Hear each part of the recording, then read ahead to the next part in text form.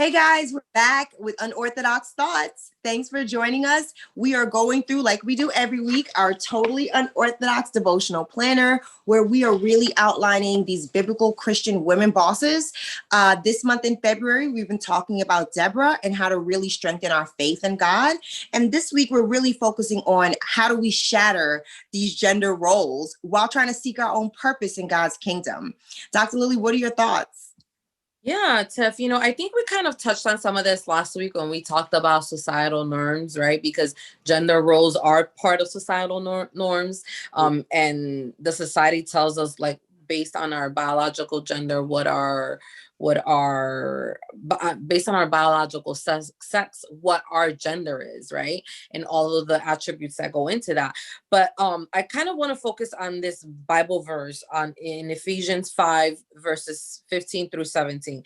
And it states, "Be very careful then how you live, not as unwise, but as wise, making the most of every opportunity, because the days are evil. Therefore, do not be foolish, but understand what the Lord's will is." And so the reason why we're bringing this up is, about being wise and, not being foolish, is that we really shatter gender roles with wisdom.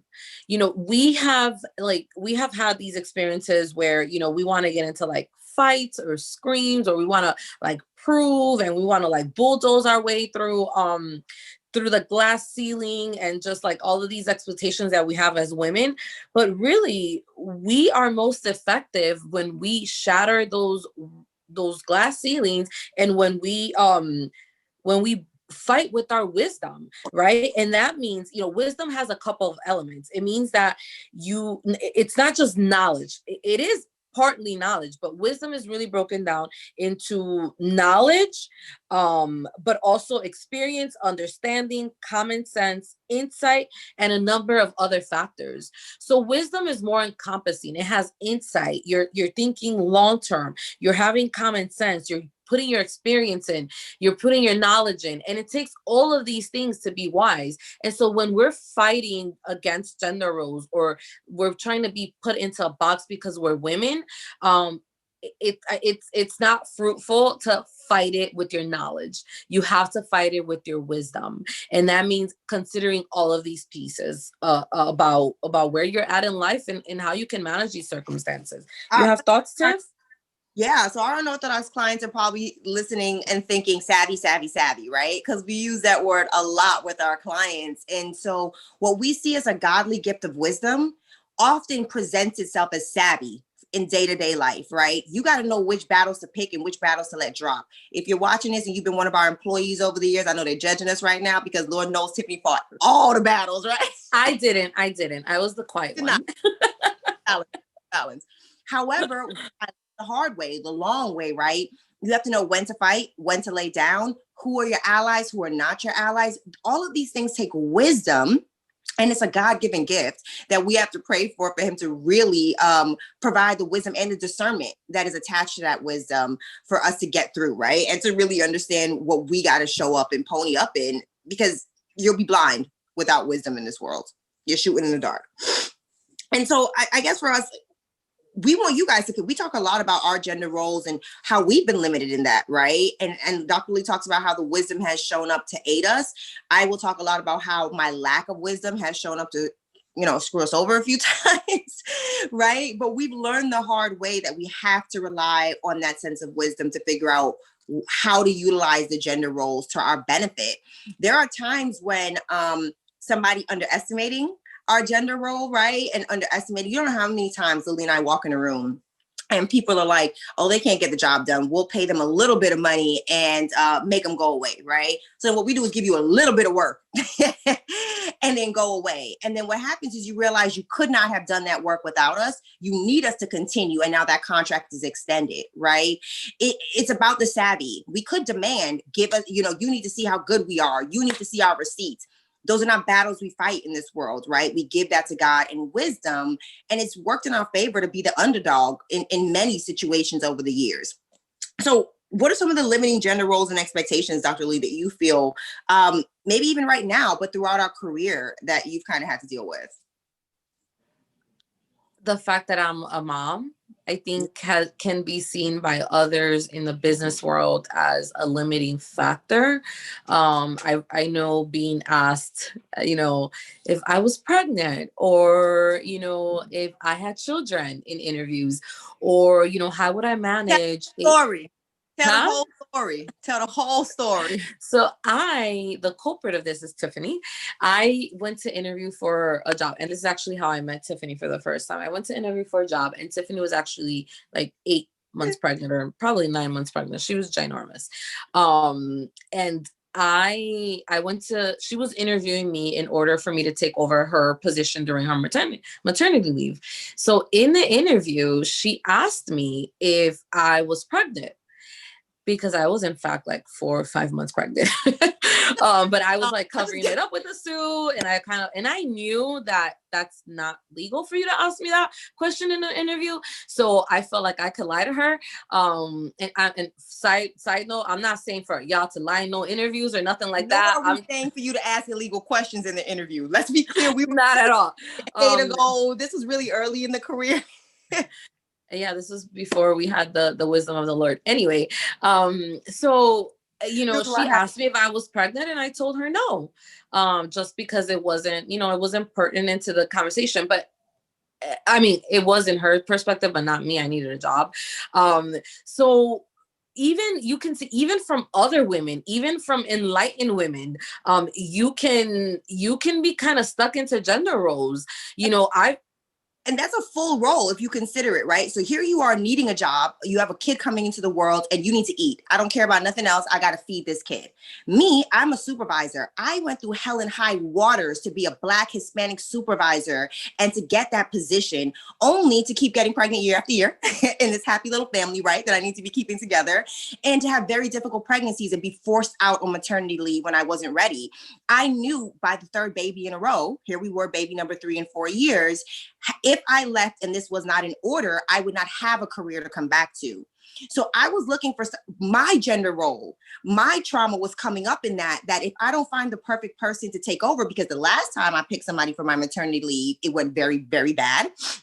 If I don't pick the best strategic partner to be able to go forward with, I don't have anything to come back to.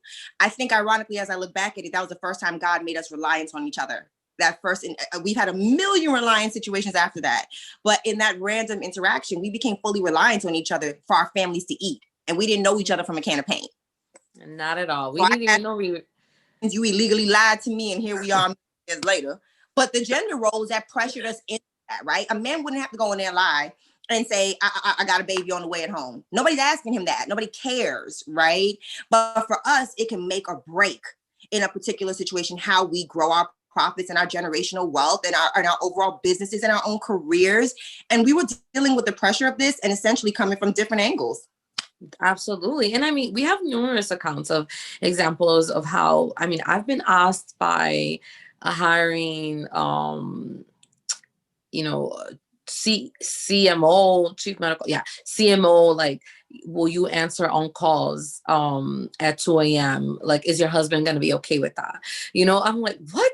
Like, if this is part of my job and I'm trained to do it, like, I will answer the phones. But why are you asking me if my husband's going to be okay with that? So all of this to say, you get put into these situations because you are a woman, because you have these other responsibilities. I also heard the stuff from my family about how I needed to be more available and how my career wasn't number one. And I agree with those things, right? Career is not number one. But when you have a calling from God for a certain thing, and God has put a passion in your heart, all of these naysayers will be around. They will be around. They will be making comments. Some of them with good interest, interest, and some of them with bad interest in what's going on. Some of them unknowingly, some of them just trying to cover their own bases. But that we need to be mindful of those things, because we need to keep focused on the goal. We need to see how all these variables interplay and affect us, because that could easily be a deterrent. Oh, you know what? I need to get off of this. I need to not work, or, I need to stay home, but God gives you, will conceptualize it too. It can easily look that way to us, because it looked that way to us too. Oh, this is a block. This person's blocking me at the table. I can't get this push. It must not be from God. Let me just step back. Let me just not do it anymore. If it should be easy. If God wanted me to do it, he would make it happen. And sometimes fighting those gender roles just are not easy. Most Yeah, times. and sometimes I've been plenty of my times on my knees saying, Lord, I need a nanny and I need her now. And if you want me to follow your will and do all of these things and travel, like I need this nanny ASAP. I've also come to the prayer room saying I need a housekeeper. Like my husband's nagging about what's not getting done. I'm feeling overwhelmed. Like if I have no problem following your will and doing what you need me to do and flying like 5 times in a one weekend, but I need you to get me a housekeeper. I need you to give me the means to pay for a housekeeper. I need you to have my husband's heart receptive to us having a housekeeper, you know? In perspective for somebody listening to you right now about the housekeeper and the nanny, because that 100% is us, right? I want you to understand that when we started this battle, we were making $32,000 a year working for a nonprofit. And we literally used to split, 2 pregnant girls used to split McDonald's Happy Meals as our lunch. We didn't have it. We were on food stamps and WIC and we didn't have it. But we say that to say that dynamic God took and took our faith to say, here we are 10 years later, a multi-million-dollar portfolio, and we don't know how we got here other than faith. All we did was the next thing God asked us to do, right? And so I don't know. I don't know what we can do other than say we did play into our gender roles, and our gender roles even conflicted with one another at times along the path, right? Lily saying, I got to get home and get back to my husband, and me saying, I got to get this career and this business off the ground because God said that, right? And then that flip-flopping a month later, depending on the tasks God's had us doing.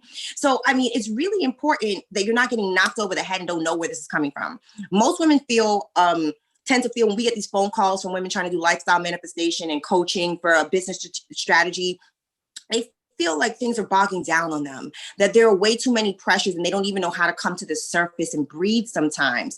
In order to get to the place that you can breathe, you have to figure out where the pressure is coming from.